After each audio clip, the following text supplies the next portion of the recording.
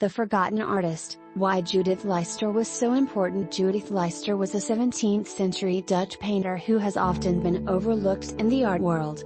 Despite her impressive achievements and contributions to Dutch Baroque painting, her life and works have often been overshadowed by her male contemporaries. We will take a closer look at why Judith Leyster was so important. We will explore her innovative use of color, composition, and technique, and how she paved the way for other female artists of the time.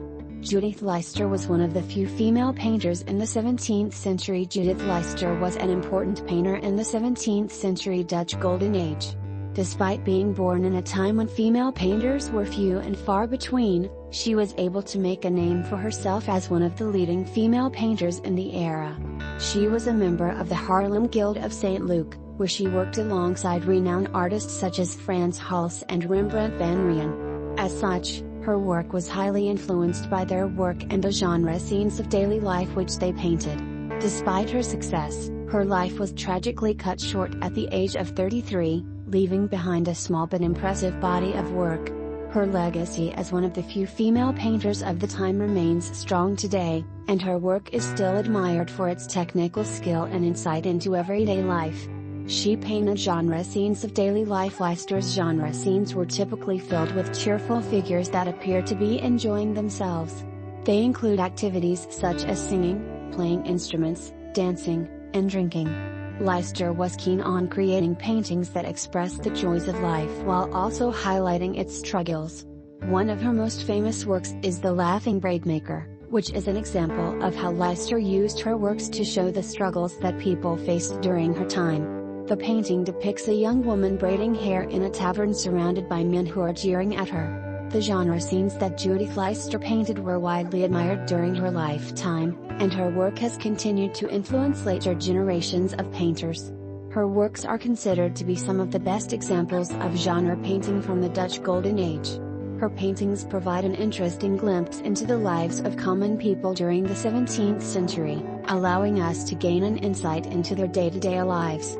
Her work was highly influenced by Frans Hals. Judith Leyster was an incredible painter, and her work was heavily influenced by the Dutch Golden Age painter, Frans Hals. Hals' use of loose brushwork, bold contrasts of light and dark, and vivid colors can be seen in many of Leyster's works. For instance, her piece The Proposition is quite reminiscent of Hals' style with its detailed facial expressions, vibrant hues, and energetic composition. Her piece Merry Company on a Terrace, which shows two men and two women enjoying a glass of beer and some music, also bears a strong resemblance to Hals' genre paintings. The influence of Hals' work on Leyster's can also be seen in her self-portraits. In these works, Leyster has used Hals' characteristic combination of subtle facial expressions and direct poses to create dynamic and vivid portraits. It's clear that Judith Leyster was heavily influenced by Frans Hals, and she deserves recognition for how she incorporated his style into her own works. She was a member of the Haarlem Guild of St. Luc in 1633. Judith Leyster became one of the few female painters of her time to become a member of the prestigious Haarlem Guild of St. Luc. This guild was a social and professional organization for the many artists who resided in the city of Haarlem during the 17th century. At the time, the guilds were very exclusive, and it was rare for women to be accepted. Nevertheless, Leyster's reputation as a talented artist had grown significantly and she was able to become a member. This was an impressive accomplishment, as women were generally not allowed to participate in art academies or painting guilds at this time. Being part of the Haarlem Guild of St. Luc was important for Leyster because it gave her access to some of the most famous painters of her day. This allowed her to learn from these master painters and even collaborate with them on projects. It also meant that she could now get paid commissions for her paintings as she had a reputable organization behind her. By becoming part of the Haarlem Guild of St. Luc, Judith Leyster achieved recognition among her peers and opened up new opportunities for herself. This was an incredible accomplishment for any artist, but especially impressive for a woman in 17th century Europe. She painted several self-portraits. One of Leyster's earliest self-portraits was painted when she was just 25 years old. It depicts her seated in front of an easel, with a palette and brushes in her hands. The composition of the portrait is very striking, with Leicester's gaze focused on the viewer and her eyes full of emotion. It is widely thought to be a statement of her own professional ambitions and capabilities as a female artist. Leicester's later self-portraits also display her mastery of the genre. One of her later self-portraits from 1635 depicts her seated at a desk with a paintbrush and palette, looking intently at the viewer. This painting gives a sense of Leicester as an artist who is very much in control of her own destiny, as she presents herself confidently to the viewer.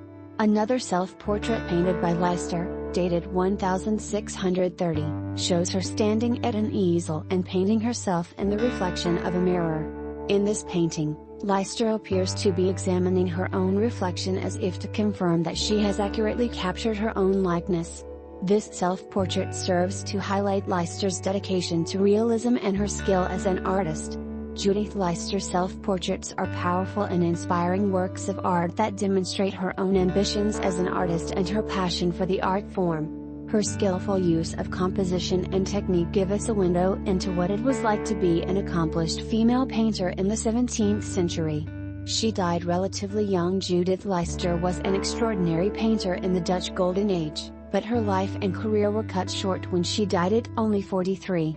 Despite her relatively short life, she had already achieved success, including acceptance into the Haarlem Guild of St. Luke in 1633. Sadly, little is known about Leicester's life after this point. It is believed that Leyster died in Haarlem in 1660. Her death was recorded in the archives of the Haarlem Guild of St. Luke. According to these documents, she was buried on January 3, 1660, indicating that she likely died in late 1659. No cause of death has been identified. Sadly, many of Leicester's works were lost after her death. Only about 30 paintings are attributed to her name, and only 8 have survived to this day.